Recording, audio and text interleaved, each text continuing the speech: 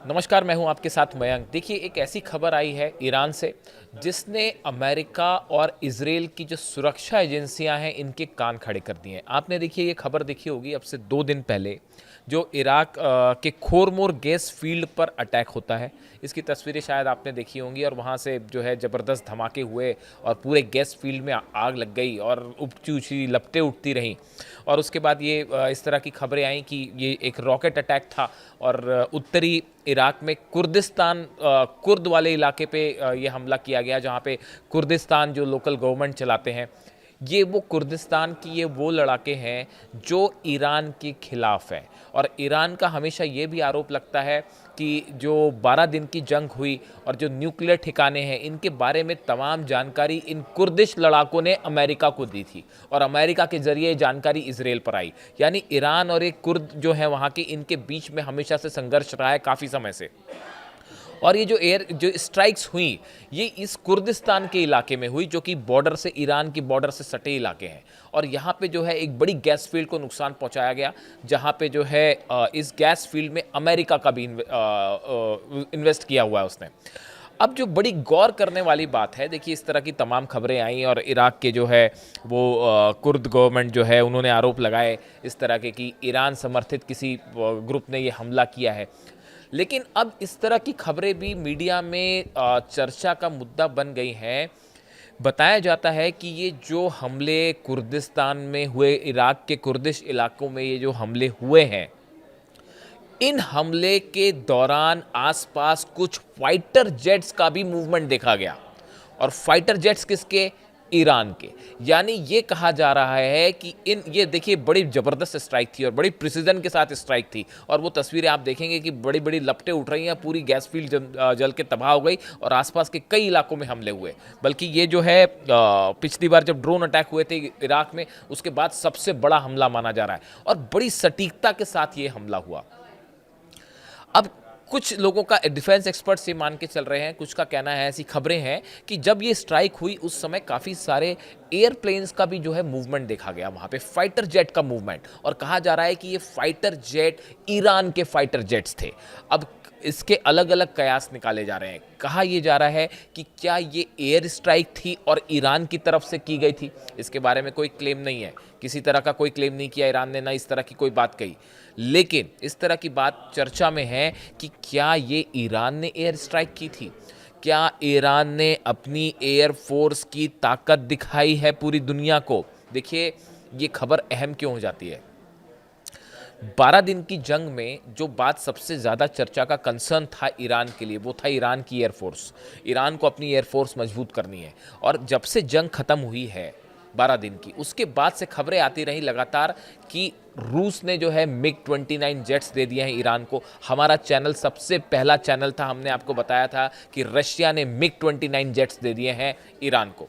हमने आपको सबसे पहले ये बात बताई थी कि एक बड़ा कार्गो प्लेन ईरान पहुंचा है, जिसमें बताया जा रहा है कि सुखोई 35 Su-35 प्लेन के असेंबल पार्ट्स हो सकते हैं, जिन्हें असेंबल करके एक जेट में डेवलप कर लिया जाएगा ईरान में। यानी कि गुपचुप तरीके से जो है रूस ने जो है अपना सुखोई 35 जेट भी दे दिया है। इस तरह की खबरें हैं। J-10 चाइना का जो फाइटर जेट है उसको लेकर भी खबरें हैं, लेकिन अभी इसकी पूरी पुष्टि नहीं है।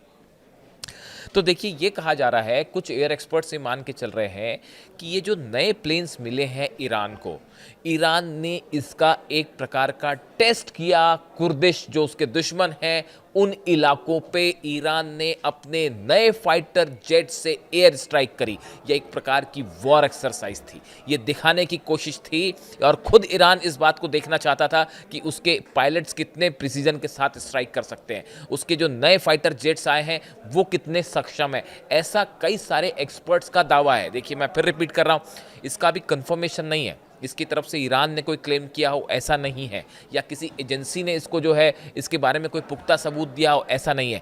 लेकिन ये चर्चा का मुद्दा बना हुआ है इंटरनेट पर, सोशल मीडिया में, खासकर एविएशन से जुड़े जो कि वॉर इंडस्ट्री है वो बड़े माइन्यूटली काम करती है। कि देखिए जब भी कोई भी स्ट्राइक होती है उस स्ट्राइक के बाद उसमें क्या वेपन्स यूज़ हुए, कौन सी मिसाइल्स यूज़ हुई, वो आईसीबीएम थी या वो बैलिस्टिक मिसाइल थी, कौन सी टेक्नोलॉजी का परीक्षण हुआ है। जब भी कोई टेस्ट होता है तो ये तमाम चीज़ें चर्चा का मुद्दा बनती है। किसी भी फाइटर जेट से रिलेटेड कोई भी खबर आती है तो वो भी एक प्रकार से जो है एक डिफेंस इंडस्ट्री जो है उसको एनालाइज करने लगती है। अब ये कहा जा रहा है कि ये जो हमले हुए इराक के खोरमुर गैस फील्ड पर, ये जो है इसके दौरान ईरान के फाइटर जेट्स ने टेक ऑफ किया सीमा के पास। यानी क्या ये माना जाए कि ये हमले ईरान ने अपने फाइटर जेट से किए हैं? अगर ये हमले ईरान ने किए तो क्या ये संदेश था अमेरिका को और इजराइल को कि हमारी एयरफोर्स अब मजबूत है? क्या वाकई सुखोई 35 जेट्स का इस्तेमाल करना ईरान की एयरफोर्स ने शुरू कर दिया है?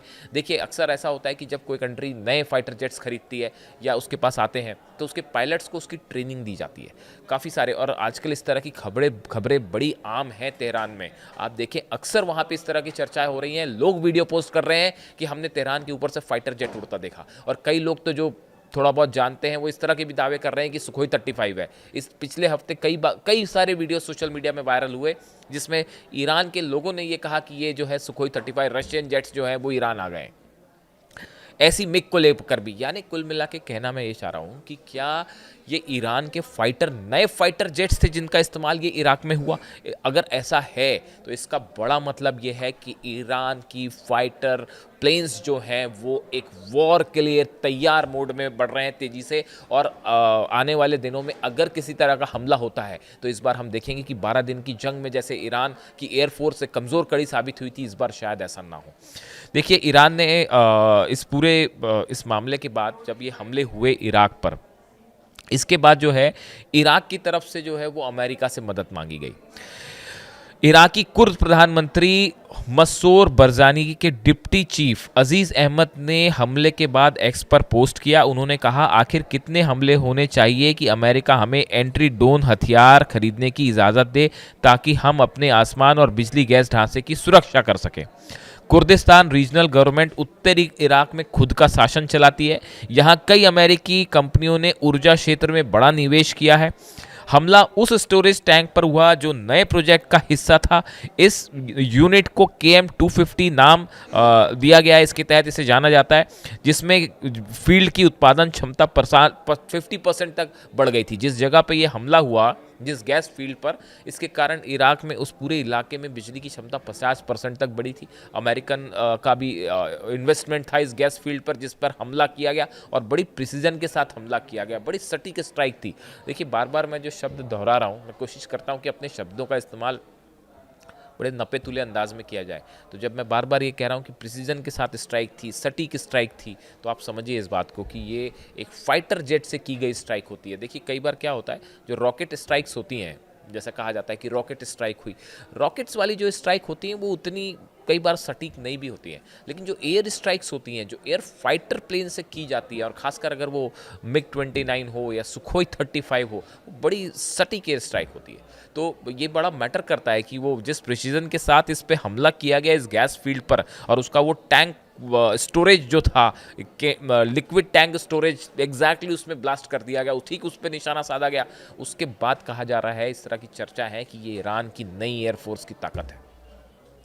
अब इसको लेकर देखिए, हम नज़रें बनाए हुए हैं इस खबर पर। अगर इससे रिलेटेड कोई वॉर इंडस्ट्री में कोई बड़ा डेवलपमेंट होता है और इसकी कोई कंफर्मेशन की खबर आती है पुख्ता, तो हम इसको खबर को आप तक डिटेल में पहुंचाएंगे कि क्या वाकई ऐसा हुआ।